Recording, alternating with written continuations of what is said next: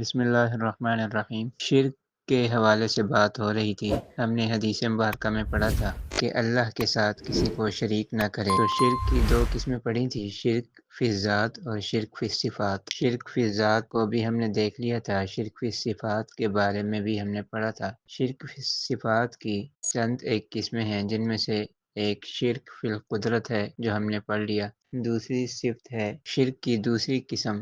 شرک فی العلم ہے، یعنی جیسے اللہ تعالیٰ کے لیے علم کی صفت ہے کہ اللہ تعالیٰ عالم ہے، جاننے والا ہے، اس جیسا کوئی جاننے والا نہیں، اس جیسا کوئی خبر رکھنے والا نہیں، علم رکھنے والا نہیں۔ وہ غیب کی خبروں کو جانتا ہے، وہ ماضی کے حالات کو جانتا ہے، موجودہ احوال کے بارے میں جانتا ہے، اور آئندہ کل کیا ہوگا، اور یہ کہ قیامت تک کب کیا ہوگا، کون کہاں جائے گا، کیا کرے گا، کیا کھائے گا، کیا پیے گا، کیسے مرے گا، کیسے جیے گا، کیا بیماری ہوگی، سب اللہ تعالیٰ کے علم میں ہے۔ تو مستقبل کے حالات کو اور وہ چیزیں جو دیکھی ہیں جو نہیں دیکھی، سب کے بارے میں اللہ تعالیٰ جانتے ہیں۔ اللہ تعالیٰ علام الغیوب ہیں، غیب کی چیزوں کو جاننے والے ہیں۔ قرآن پاک میں آتا ہے کہ 5 چیزوں کے بارے میں اللہ تبارک و تعالیٰ کے علاوہ کوئی نہیں جانتا، اور وہ ہیں ان اللہ عندہ علم الساعہ وینزل الغیث ویعلم ما فی الارحام وما تدری نفس ماذا تکسب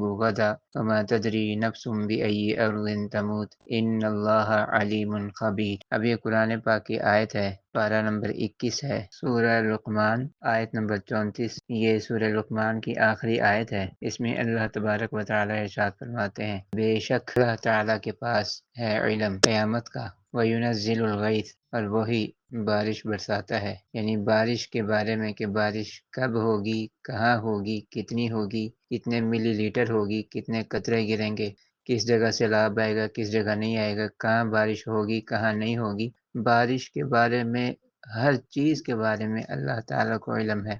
کہاں برف باری ہوگی، کہاں فوار پڑے گی، کہاں بوندا باندی ہوگی، کہاں تیز بارش ہوگی، کہاں ہلکی بارش ہوگی، سب اللہ تعالیٰ کے علم میں ہے۔ وَيَعْلَمُ مَا فِي الْأَرْحَامِ، اور وہ جانتا ہے کہ جو کچھ ماں کے رحم کے اندر ہے، یعنی ماں کے پیٹ کے اندر ہے، کوئی بھی فیمیل، چاہے وہ انسان ہے، خاتون ہے، چاہے وہ بکری ہے، مرغی ہے، چاہے وہ کوئی بھی جانور ہے، پرندہ ہے، جنگلی جانور ہے، آبی جانور ہے یا فضائی جانور ہے، کوئی بھی جانور ہے، اس کی جو فیمیل ہے، اس کے پیٹ میں کیا ہے، اس کے انڈے میں کیا ہے،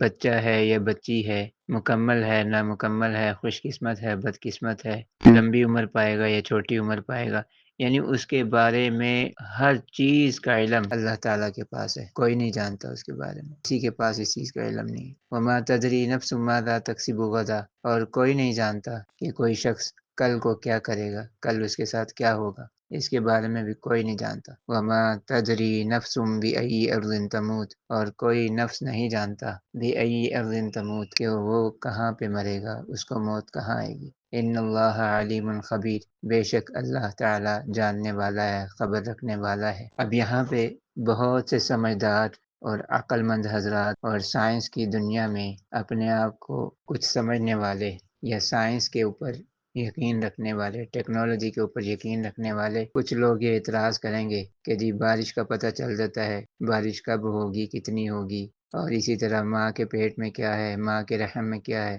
پتہ چل جاتا ہے، الٹرا ساؤنڈ ہو جاتا ہے، فلاں ہو جاتا ہے، یہ ہو جاتا ہے۔ تو معذرت کے ساتھ ایک یا دو چیزوں کے پتہ چل جانے سے، اندازہ لگا لینے سے یا مشین کے ذریعے سے معلوم